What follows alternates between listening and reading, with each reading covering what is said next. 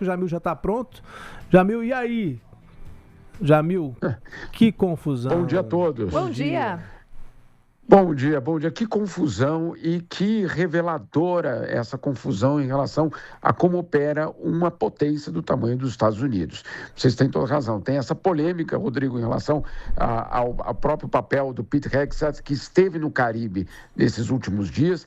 Tem a polêmica em relação, claro, ao que está sendo chamado de execuções sumárias dessas pessoas, porque, claro, se elas são traficantes, se elas são parte de crime organizado, qual é o procedimento? Capturá-las, prendê-las, levá-las à justiça e, claro, condenar se eventualmente são criminosos, mas não executar em pleno mar. Então, esse debate não sou eu que estou fazendo, Rodrigo, Joana, é o governo, perdão, são os senadores e deputados americanos que estão fazendo isso. Claro, porque sabem da ilegalidade de tudo isso. Republicanos e democratas, certo?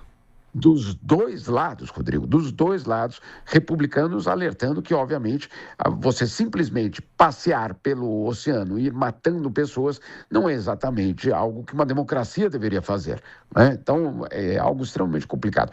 Além disso, nós temos, claro, o ultimato a Nicolás Maduro. O ultimato que foi dado basicamente há 2 semanas. O governo americano disse que ele teria basicamente 1 semana para deixar o poder, isso numa ligação telefônica entre Donald Trump e Nicolás Maduro, uma ligação de menos de 15 minutos.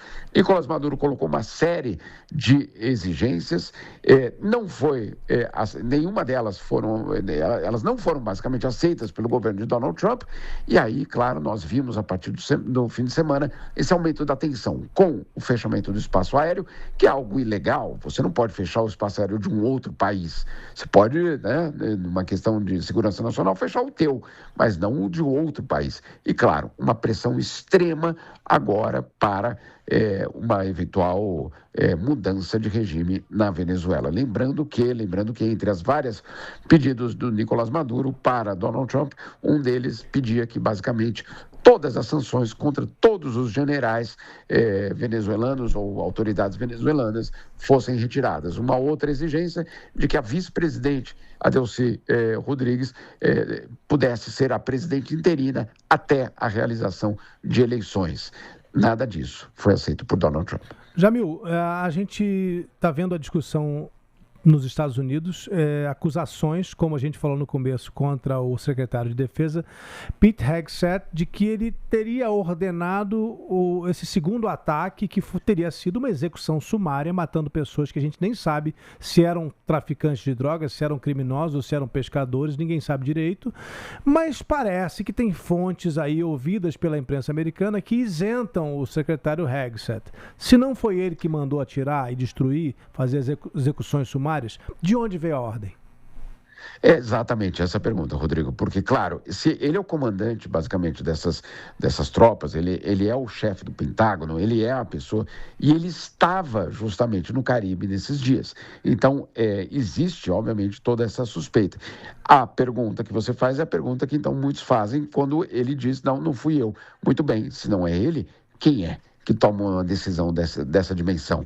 E aí, claro, as especulações vão para todos os lados. Algum oficial que teria, vamos dizer assim, desrespeitado a hierarquia, ou aquele que está mais para cima, né, Rodrigo?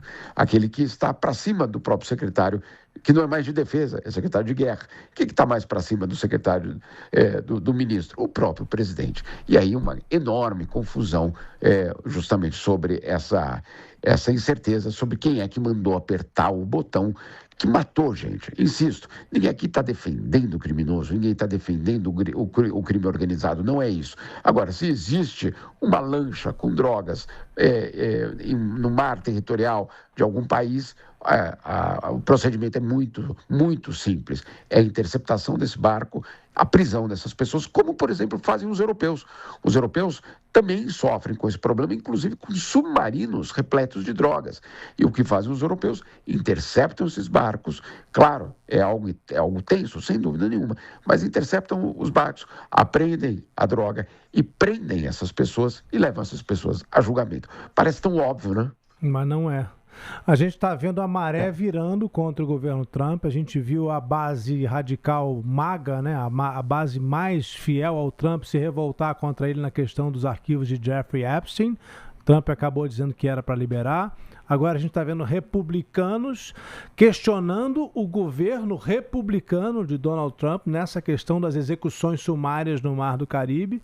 E não vale a gente lembrar que recentemente os republicanos perderam eleições importantes para o Partido Democrata. Parece estar havendo uma virada de humor, uma maré nova política nos Estados Unidos que deve ter consequências no ano que vem. A gente vai acompanhar isso, certo, Jamil?